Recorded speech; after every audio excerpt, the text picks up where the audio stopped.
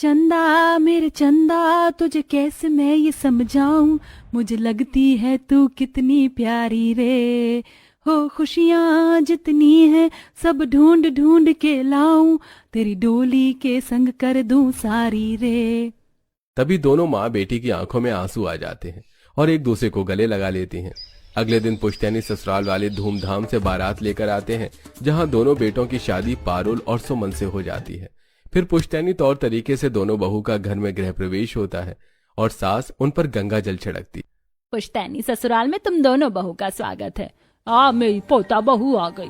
वसुंधरा देख क्या रही है, दोनों बहू के हाथ में सोने के सिक्के का शगुन रख। तब वसुंधरा अपनी अमीर बहू के हाथ में सोने का सिक्का रख देती है, लेकिन गरीब बहू के नहीं। वसुंधरा ये तुम क्या कर रही हो? ऐसे नाक से सिकोड़ कर मत देखो। सुमन हमारे घर की बड़ी बहू है और तुमने सबसे पहले छोटी बहू को दे दिया शगुन। तो मैं उसे शगुन नहीं देना चाहती। दिख नहीं रहा क्या आप लोगों को? एक तो ये गरीब है, ऊपर से कितने सिंपल लहंगे में शादी करके आई है। पता नहीं क्या सोचकर राघव ने इसे पुश्तैनी ससुराल की बड़ी बहू बनाया है। माँ जी इज राइट पापा जी, जेठानी खाने का बिल्कुल मन नहीं है।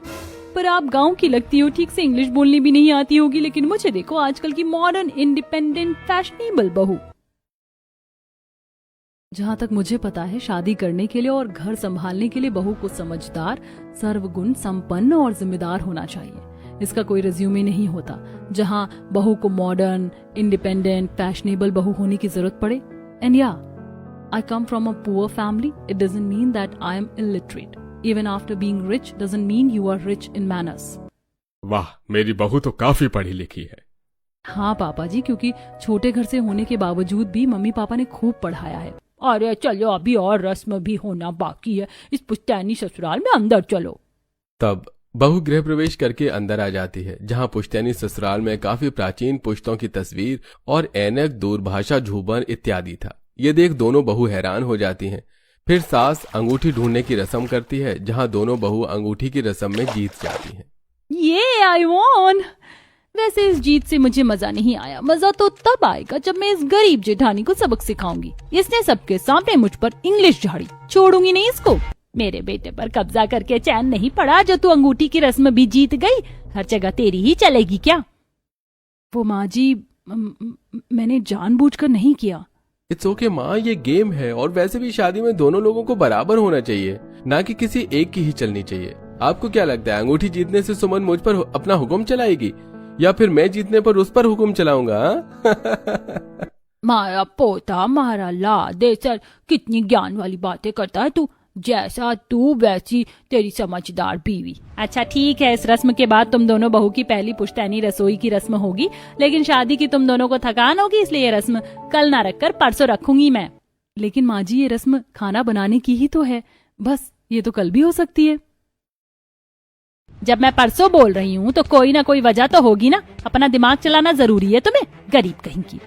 वेल माँ जी, इसका मतलब आज हम फ्री हैं, रेस्ट कर लेंगे, पर शाम को मुझे पुश्तैनी हवेली वाला ससुराल घूमना है। घूम सकते हैं ना माँ जी? हाँ क्यों नहीं बहू, इससे तुम्हें अपने पुश्तैनी ससुराल के बारे में पता चलेगा। ओहो, मेरी वाइफ पुश्तैनी ससुराल के बारे में जानना चाहती है। इंटरेस्टिंग, कुछ चीज मैं भी तुम्हें बता देता हूँ, चलो। तब घर के सभी लोग अपने अपने कमरे में आराम करने चले जाते हैं। कुछ देर बाद सास दोनों बहू को अपने कमरे में बुलाती है। ये लो तुम दोनों बहुएं, अब क्योंकि पुश्तैनी ससुराल की बहू हो तो पुश्तैनी जेवर भी पहनने होंगे। ये लो तुम हार संभाल के रखना, कहीं अमीरी के चक्कर में बेच डालो। अरे मोरी मैया वसुंधरा, तेरी सास के सामने इतनी जुबान कैसे चल जाती है? प्यार से बहू को पुश्तैनी जेवर नहीं दे सकती, वो घर की बड़ी बहू है। दादी आप चिंता मत कीजिए, मुझे माँ जी की किसी भी बात का बुरा नहीं लगता, पर मुझे भरोसा है वक्त रहते वो मुझे अपना लेंगी। और माँ जी, ये मेरे पुश्तैनी ससुराल की धरोहर है। दादी साकी सास गुजरकर, आपसे गुजरकर ये मुझ तक पहुँचा है, तो मैं इसे अपनी जान से ज्यादा संभाल कर रखूंगी। वाह बहू, तुम कितनी गुण की तरह मीठा बोलती हो। जेठानी जी, इतना बटरिंग करने की क्या जरूरत थी? एक लाइन भी बोल सकती थी। लो बहू, ये तुम्हारा जेवर है, और हाँ, आपसे तुम्हें पुश्तैनी ससुराल में पुश्तैनी कपड़े ही पहनने हैं। और तुम नई बहू हो, तुम्हें देखने मेहमान भी आ सकते हैं, तो ऐसे नॉर्मल बनकर मत घूमना। ये लो तुम दोनों के लिए बनारसी पुश्तैनी साड़ी। ई माँ जी, पुराने जेवर तक तो ठीक था, आप क्या पुराने जमाने की पुश्तैनी साड़ी भी पहने? मुझे पसंद नहीं, मुझे मॉडर्न साड़ी ब्लाउज चाहिए। आपको नहीं पता, मेरा लहंगा भी सभ्य सांची से आया था। बहू, मेहमानों के सामने अगर तुमने ये सब नहीं पहने तो हमारे खानदान की नाक कट जाएगी। पहनना तो होगा ही, चाहे जो भी हो। मुझे मंजूर है माँ जी। तब दोनों बहू पुश्तैनी साड़ी और जेवर पहनकर तैयार हो जाती हैं। फिर दोनों के पति उन्हें पुश्तैनी ससुराल दिखाते हैं। सुमन, ये कमरा जो तुम देख रही हो, ये भले ही खाली है, लेकिन इसकी चीजें सारे पहले की जैसी हैं। ये मेरे परदादाजी का कमरा है। उनकी छड़ी, उनकी ऐनक, ये लकड़ी की अलमारी, पहले के जमाने में सब इससे ही गाना सुनते थे। ओह वाह, सच में राघव, मैंने सोचा नहीं था पुराने जमाने में लोग इससे गाना सुनते होंगे, और मैं आश्चर्य हूँ कि ये आज भी मेंटेन है इतना। हाँ भाभी, और पारुल वो देखो, परदादी जी की तस्वीर कितनी अच्छी लग रही है। वो और ये उनका संदूक है। आगे चलो ना भैया भाभी, और पारुल आगे दादाजी का कमरा है। वो सब दादाजी के पुश्तैनी कमरे में जाते हैं, जहाँ पुश्तैनी कपड़े, पुश्तैनी बक्सा, पुश्तैनी तलवार, शेर की खाल और झूमर होता है। ओहो, मुझसे पुश्तैनी साड़ी, मेरा मतलब इतना हेवी जेवर और साड़ी पहनना नहीं जा रहा है। कीर्तन में कैसे हैंडल करूंगी इसे? देखो, नई नई बहू हो तो ये सब तो करना ही पड़ेगा। Oh that's really nice. लगता है दादाजी बड़े शिकारी टाइप इंसान थे। शेर की खाल भी है, और ये बड़ी तलवार कैसी? ये तलवार आजादी से पहले के समय की है, जब राजा महाराजा युद्ध में भाग लेते थे। वाह, अपने पुराने पुश्तैनी ससुराल में मुझे मॉडर्न बहू आ गई। आप सब लोगों की तो किस्मत ही खुल गई। वो तो घर में सबको पता चल जाएगा किस्मत खुली या फूटी। क्योंकि जितनी मॉडर्न है और अमीर घर से आई, उस हिसाब से लगता नहीं है कि कुछ आता भी होगा पहली रसोई में। अरे तुम कहाँ खो गई सुमन, बाहर आओ अब। तब दोनों भाई उन्हें पुश्तैनी गार्डन और पुश्तैनी ससुराल की बाकी जगह भी दिखाते हैं। इसके बाद दोनों बहू आराम करती हैं। घर के नौकर खाना बनाकर देते हैं। अगले दिन गरीब बहू पहली रसोई के लिए जल्दी उठकर पूजा कर लेती है। वहीं छोटी बहू अमीर बहू सो रही होती है, जिसे सास जगाती है। अरे माँ जी, थोड़ी देर और सोने देती, क्यों मुझे जगा दिया? अब जाओ, मुझे सोने दो। अरे बहू, ये ऐसे नहीं मानेगी, तेरे स्टाइल में इसको उठाना पड़ेगा मुझे। बिल्कुल तुझ पर ही गई है। तब दादी सास अपनी छड़ी बहू के बम पर चुभोती है, जिससे वो तुरंत उठ जाती है। आई आई आई आई आई आई आई, क्या चुभा दिया माँ जी आपने? दादी सास आप? हाँ, मैं चंपा देवी, तेरी दादी सास। चल खड़ी होकर नीचे और पुश्तैनी कपड़ों में। जी दादी सा। कुछ देर में दोनों बहू उसके सामने पुश्तैनी लिबास में होती हैं। अरे वाह, बड़ी बहू तो बहुत सुंदर लग रही है पुश्तैनी लिबास में। तू भी अच्छी लग रही छोटी बहू, बस सुंदरा बता दे। हाँ, तुम दोनों की पहली रसोई में नहीं होगी, आंगन में होगी। गार्डन एरिया मतलब, जहाँ पर मेहमानों के लिए सिटिंग अरेंजमेंट है, तुम्हारे खाने बनाने के बाद हो जाएगी। माँ जी, पहली रसोई की रस्म तो रसोई में ही होनी चाहिए ना। और आप सब खाओगे तो मेहमान क्यों आएंगे? और हम बाहर क्यों बनाए? कहीं धूप में मेरा मेकअप खराब हो गया तो? पारुल बहू, तुम्हारी पहली रसोई की ही रस्म है, और तुम्हें सिर्फ हम लोगों का खाना नहीं बनाना। इस पुश्तैनी ससुराल में पुश्तैनी मतलब खानदानी लोग आएंगे, और वो भी हमारे रिश्तेदार होंगे, जैसे कि तुम्हारी बुआ, मौसी सास, फूफा ससुर, उनके बच्चे, बहू और हम सब। कुल मिलाकर 70 लोगों का खाना बनाना है। पहली रसोई में 2 तरीके का, दोनों बहू को मीठा बनाना है, 3 तरह की सब्जी, फिर उसके साथ पूरी चावल अलग से, और एक स्नैक्स आइटम बना लेना। सामान सारा बाहर मौजूद करवा दिया है। तुम लोगों के पास 3 घंटे हैं। व्हाट? माँ जी, इतना सारा काम मैं अकेले कैसे करूंगी? हेल्पर तो मिलेगा ना? 70 गेस्ट? सीरियसली? एक शादी की कैटरिंग टीम चाहिए होगी। नहीं बहू, ये सब तुम्हें करना होगा, इसीलिए 3 घंटे दे रही हूँ। हो जाएगा माँ जी, मैं कर लूंगी इतनों का खाना। अकेले नहीं होगा, लेकिन समझ से होगा। आइडिया, मैं 5 चूल्हे तैयार करके 2 पर मीठा, 3 पर सब्जी बनाऊंगी। सब्जी बनते ही पूरी बनाना शुरू कर देंगे, और एक तरफ चावल। सब मैनेज होगा। तुम भी ट्राई करो पारुल। मैंने इतने का खाना कभी नहीं बनाया। खुद पर विश्वास रखो पारुल, और YouTube वीडियो देखकर खाना रेडी करो। इसके बाद दोनों बहू गार्डन एरिया में सब्जी की कटिंग करना शुरू करती हैं। एक तरफ गरीब बहू खीर बनाती है, दूसरे चूल्हे पर आलू उबालने रख देती है। वहीं गरीब बहू आलू छीलकर परेशान होती है। ये है मेरी जिंदगी। I mean, किसने सोचा था पुश्तैनी ससुराल में आकर मुझे पहली रसोई में ये करना होगा? आई एम स्वेटिंग यार। जेठानी जी, आप मेरी थोड़ी मदद करवा दो। अभी तो मैं अपना कर रही हूँ पारुल, फ्री हो गई तो तुम्हारा करवा दूंगी। जी, मुझसे बोलना ही नहीं चाहिए था। आइडिया, 2-3 खाना बना लेती हूँ, बाकी का चुपके से ऑर्डर कर देती हूँ, किसी को पता नहीं चलेगा, और माँ जी के सामने ये भी हो जाएगा कि मैंने खाना बनाया है। तब पारुल YouTube वीडियो देखकर दाल मखनी और मिक्स वेज बनाती है, और उसके बन जाने के बाद खीर बनाती है। गरीब बहू भी अपना ज्यादातर खाना तैयार कर लेती है। ओहो, बेसन तो कम पड़ गया, अब लड्डू कैसे बनाऊंगी? एक तरीका है, ढेर सारे नारियल रखे हैं, किसी का जुगाड़ करके नारियल की बर्फी बना देती हूँ। तभी जुगाड़ू सुमन घिस घिस कर नारियल की बर्फी भी बना देती है। तब चुपके से कोने में जाकर पारुल कॉल करती है। Hello sweet and spicy restaurant, मैं पारुल हूँ। इंस्टाग्राम से मुझे आपका नंबर मिला। मुझे अभी के अभी 1 घंटे में 70 लोगों के लिए गुलाब जामुन और कुछ पूरी, नान वगैरह और राइस ये सब भिजवा दो। हाँ, एड्रेस मैं तुम्हें नोट करवा रही हूँ, महावीर नगर। ये काम बन गया, टाइम भी बच गया। एक रील बना लेती हूँ पुश्तैनी कपड़ों में, वैसे भी पहना नहीं जा रहा।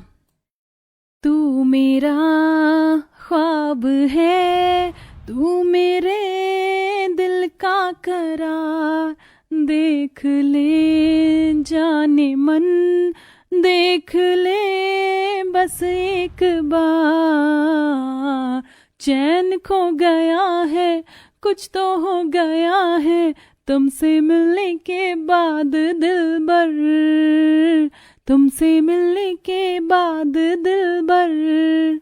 पारुल नाच ही रही थी कि सामने से बुआ सास, दादी सास और सास आ जाती हैं। बाहू, तू ये क्या कर रही है? वो दादी सास चिड़िया आ रही थी ना, चिड़िया उड़ा रही थी ऐसे हाथ हवा में करके। अच्छा खाना बना लिया बहू? मेरी इज्जत तो तुम ही करवा सकती हो, मुझे उस गरीब बहू से कोई मतलब नहीं है। माँ जी चिंता मत कीजिए, कुछ ही देर में खाना बन जाएगा। अच्छा, ये तुम्हारी बुआ सास है, तुम्हारे पापा जी की बहन। जी नमस्ते। अरे बहू, मेरे पैर तो छू लो। सॉरी बुआ सा, अगर मैं हर किसी के पैर छूती रही तो मेरी कमर दर्द हो जाएगी। वैसे भी आज बहुत गेस्ट आने हैं, माँ जी ने बताया है। माँ जी, may be you understand me. करवा दिया ना पुश्तैनी ससुराल में इज्जत का सत्यानाश। दूर से सुमन सब कुछ सुन लेती है और बुआ सास के पैर छूती है। कैसी हैं आप बुआ जी? ठीक हूँ, लेकिन मैंने ठीक से पहचाना नहीं, तुम बड़े वाले राघव की बहू हो क्या? जी बुआ सा। तभी तो इतनी आज्ञाकारी और संस्कारी। जरूरी है किसी छोटे घर से आई होगी, क्योंकि बड़े घर से जो आई है उसमें ऐब है, लेकिन इस बच्ची में कोई ऐब नहीं है। जी जी जी जी, आओ बैठो। अरे के गर्मी में मारेगी का कमला, इतना बड़ा हमारे दादा पर दादा का पुश्तैनी ससुराल है, तूने खाने की अरेंजमेंट बाहर करवाई, अंदर करवा ले। जी जी जी जी, रमेश, सुरेश, मुकेश, सारे टेबल कुर्सी अंदर लगा लो और अंदर की डेकोरेशन को जब तक और अच्छा कर दो।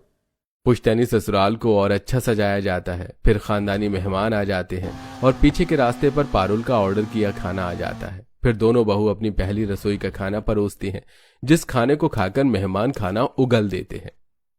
ओहो, ये कैसे रसगुल्ले हैं, इसमें कॉकरोच है। बाप रे, मस्तानी ससुराल में ऐसा खाना बनता है। हाय मम्मी, टोटले टोटले टावल में भी। छे छे, तंदी तंदी सब्जी, त्वचा, आलू है, दूध भी नहीं ला। ये मेरे बेचारे पोता पोती वसुंधरा दीदी, आपकी बहू पहली रसोई में कैसा खाना खिला रही है हम पुश्तैनी ससुराल वालों को। वो कावेरी, 1 मिनट। सुमन, मैंने कहा था ना कोई हरकत मत करना, बड़े बड़े लोग आने वाले हैं, ऐसा बकवास खाना बनाया तुमने। और ये क्या कॉकरोच मिला दे तुमने, हमारे खाने की इज्जत मिट्टी में मिलाई दी। इसीलिए मुझे ये गरीब बहू पसंद नहीं थी। बीच में बोलने के लिए माँ जी माफ कर दीजिए, ये खाना मेरा नहीं है, सब पारुल ने बनाया है। मेरा खाना तो अभी किसी ने चखा भी नहीं, और मैंने बहुत अच्छे तरीके से खाना बनाया है। अरे वाह बहू, तुमने बहुत स्वादिष्ट सब्जी बनाई है, और ये तुम्हारी नारियल की बर्फी, ओहो, ये तो बहुत ही अच्छी है, हम सब खाकर देखिए। अरे हाँ, कितनी मुलायम पूरी और रसमलाई भी काफी अच्छी बनी है। हाँ, तेती तेती मम्मी, दादी, लतमलाई। लतमलाई नहीं बेटा, रसमलाई। सभी लोग बड़ी बहू की पहली रसोई का खाना खाकर खुश हो जाते हैं। वो बड़ी बहू, तुम गुणवान संस्कारी तो हो ही, खाना भी बहुत स्वादिष्ट बनाती हो, लेकिन वसुंधरा तुम्हारी छोटी बहू को कुछ नहीं आता, उसे थोड़ा सिखाओ, खाना भी संस्कार भी। आपकी हिम्मत कैसे हुई मेरे बारे में सबके सामने ऐसा बोलने की? नहीं खाना तो मत खाओ, मैं कोई शेफ नहीं हूँ, रसम कर रही थी सिर्फ। तुम अपने बड़ों से इस तरीके से बात नहीं कर सकती, खाना लाने से पहले चख तो लेती, कम से कम तुमने पुश्तैनी ससुराल की इज्जत के बारे में एक बार नहीं सोचा। बस कीजिए माँ जी, 2 दिन हुए हैं मुझे आए हुए, और जब से 1000 बार पुश्तैनी पुश्तैनी सुन चुकी हूँ। बूढ़े होने के बावजूद भी जुबान अभी तक तेज चलती है। पारुल, तुम अपनी हद पार कर रही हो, माँ जी हैं, तुम ऐसे बात नहीं कर सकती। ओ गरीबों की देवी, आपसे बात नहीं कर रही हूँ मैं, अच्छा खाना बनाकर खुद को महान मत समझो। इतना टॉर्चर करोगे तो मैं यही करूंगी। दुनिया भर का सुना दिया मुझे, पर मेरे बारे में ये नहीं सोचा। जिस लड़की ने आज तक अपने मायके में काम नहीं किया, उसने इतने सारे लोगों का खाना बनाया, कैसे बनाया होगा ये नहीं पता। इसीलिए मैंने थोड़ा सा खाना बाहर से ऑर्डर कर लिया था, उसी में ही कॉकरोच निकला है, वरना मैं आप लोगों को ऐसा खाना कभी नहीं खिलाती। ये तो गरीब घर से, इसने मिट्टी चूल्हे पर काम किया है, कर दिया आपने तारीफ, लेकिन मैंने भी तो मेहनत की है। हाँ माँ जी, वो सही कह रही है। ठीक है, मान लिया बहू, तुमने इतने सारे लोगों का मुश्किल से खाना बनाया, पर बड़ों से बदतमीजी जो की है ये एक्सेप्टेबल नहीं है, माफी मांगो। सॉरी। चलो छोड़ो, कोई बात नहीं। पहली रसोई में हर कोई बहू परेशान होती है। एक बहू का हाथ का खाना नहीं खाया तो दूसरी ने तो पेट भर ही दिया। फिर सब लोग दोनों नई बहू को शगुन देकर चले जाते हैं।